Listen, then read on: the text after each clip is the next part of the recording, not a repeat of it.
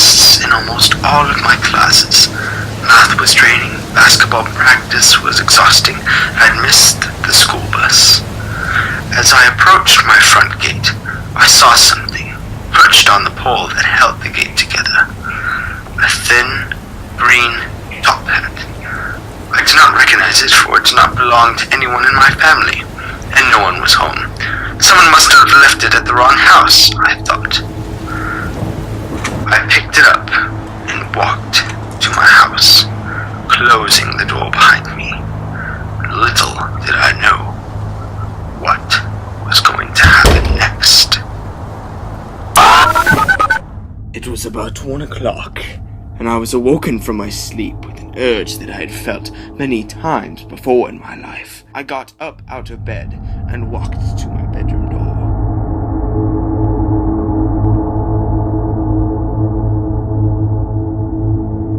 I saw the thin green hat that I had encountered earlier set upon my dresser.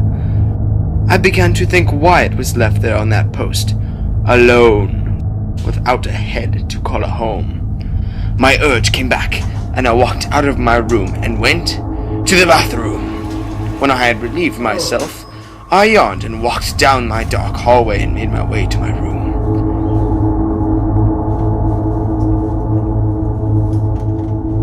When I opened the door, I noticed the hat was missing.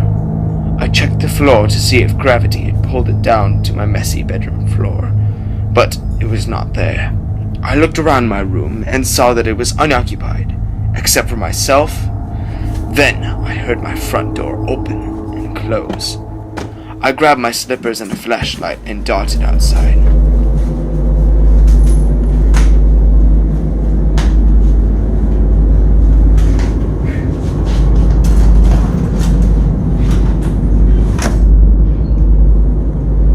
No one was there, just the streetlight and the darkness.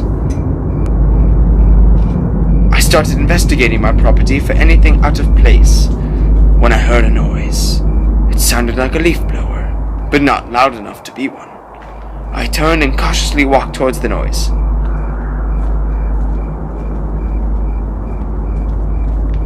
I opened my gate and walked into our driveway, and the sound ceased.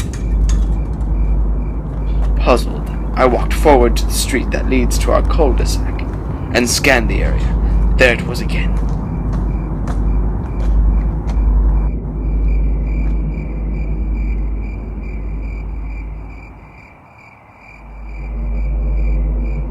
The noise.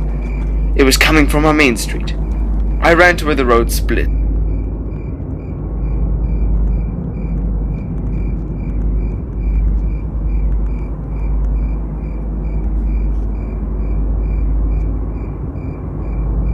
And looked left and right for a figure of some sort, but nothing appeared.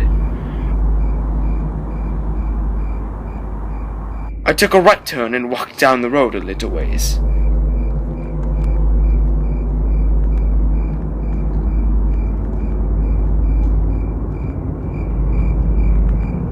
I felt my heart beating fast, and my right pinky finger was shaking. I stopped and looked at my shadow, and heard the noise again. I stood there and waiting for something to happen, staring at my shadow casted on the pavement. Then, I felt something touch me, and quickly, terrified, I turned and let out a very manly scream. Nothing was there, just me and the darkness.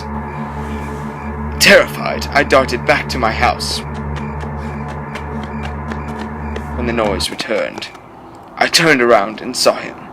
A tall, green, fat ghost.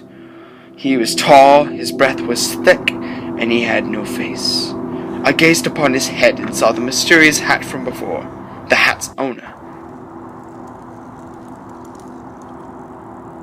I fell to the ground in terror, very manly, in the armadillo position. The figure walked over to me, took my hand, picked me up,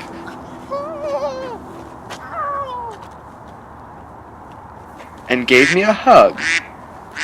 Then he walked off and disappeared. I tried to gather myself after this event, but for a while I could not move. I could barely breathe. I slowly walked back to my house.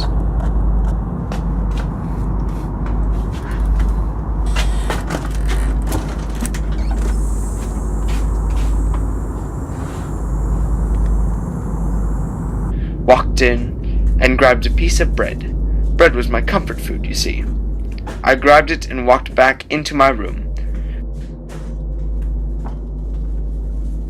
Got back into my bed and fell asleep, eating the bread and dreaming of the large green ghost and the hat.